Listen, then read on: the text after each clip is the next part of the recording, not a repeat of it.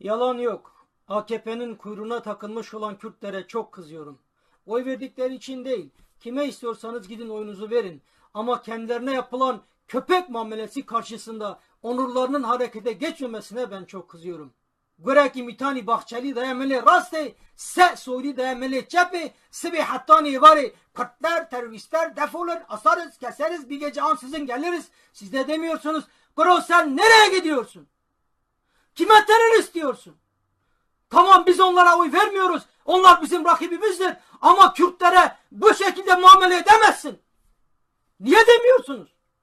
Dirane xutuş dike, hırsa gora Türk'ü Turancıya agir dike, biz Kızılalma'a gidiyoruz dibece. Te camiye Kürt'e da sura fethi dukune, cihada gidiyoruz. Diçe affini, kurbanca dukuje.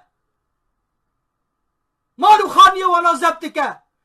Zaru zeyte ona perişan dike. Bagu bahşe